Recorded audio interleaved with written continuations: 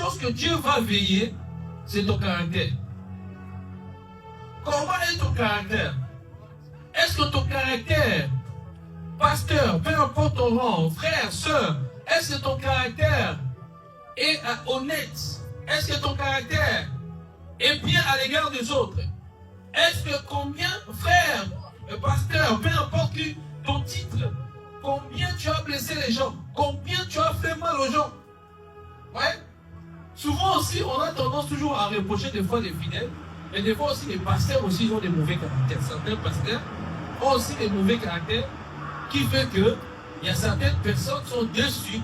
Il y a certaines personnes, c'est pour ça que quand tu es un homme de Dieu, un pasteur, hein, il faut avoir un caractère, même pour les, quand tu parles avec les gens, tu dois avoir un caractère exemplaire.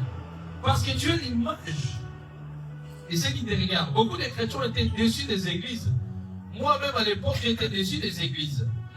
J'étais déçu des églises, mais je me suis dit, ah, il y avait une pensée qui venait, moi, je vais plus dans les églises.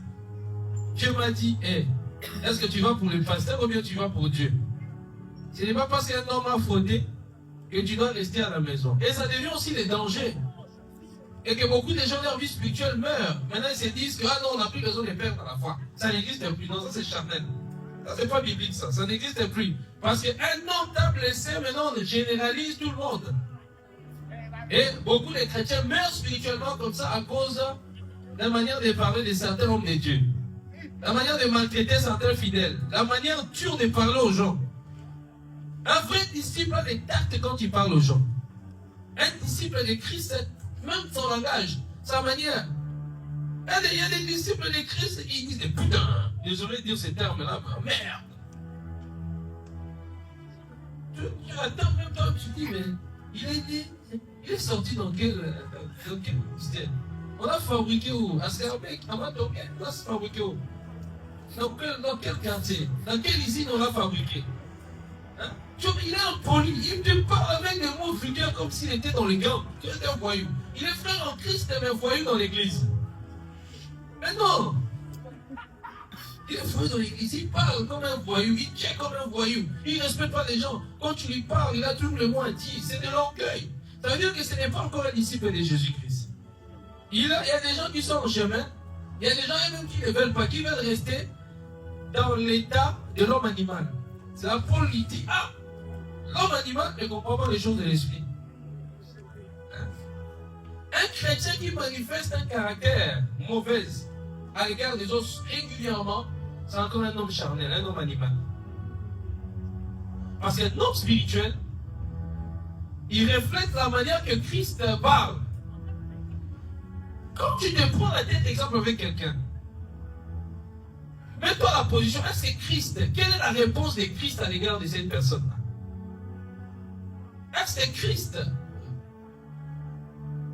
t'insultera? Est-ce que Christ te donnera des coups? Il faut toujours te remettre à si Christ vit en moi. Parce qu'on dit souvent, les chrétiens aiment répéter, ce n'est plus moi qui vis, c'est comme du rap, hein. C'est plus moi qui vis en moi, c'est Christ qui vit en moi. Et tout le monde, Christ vit en moi, Christ vit en moi. Quelqu'un te chante, c'est moi, ah, tu vas voir de quoi je suis capable. Je vais te gifler, puis je vais te demander pardon.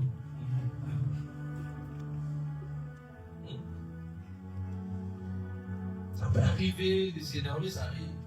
On a des images, Dieu travaille, mais quand ça devient des premiers au 30. Là, il y a un problème. Ça veut dire que tu dois travailler, hein, à devenir disciple de Jésus-Christ. Parce que vous allez remarquer que être disciple de Jésus-Christ, hein, il y a des conditions que Jésus-Christ donne. Et on va citer ces conditions-là. Être disciple de Jésus-Christ, ce n'est pas par la bouche, moi, je deviens disciple de Jésus-Christ. J'ai mangé la sémoule, je suis disciple de Jésus-Christ. Hier soir, j'avais mangé un McDo, je suis devenu disciple de Jésus-Christ. Hier soir, j'ai prophétisé pour 2 personnes. Ce n'est pas parce que tu prophétises, tu deviens disciple de Jésus-Christ. Tu peux aussi prophétiser, être disciple de Satan. Je répète, tu peux aussi prophétiser, être disciple de Satan. Après avoir prophétisé, quel est ton caractère? La gloire revient à qui? Est-ce que le regard est tourné vers toi ou bien le regard est tourné vers Jésus-Christ? Comment tu te sens au-dedans de ton cœur quand tu prophétises? Quand les gens disent, ah, c'était fort. Ah, les gens te disent, ah, man of God. L'homme le plus puissant. Tu vois, c'est pas des souvenirs. L'homme le plus charismatique. C'est moi le maître. Frère, t'es encore charnel. Quand tu donnes deux détails, comment tu te sens quand tu rentres? Est-ce que tu dis, Seigneur, gloire à toi, c'est toi qui fais? Ou bien, ah, vraiment, j'étais fort aujourd'hui.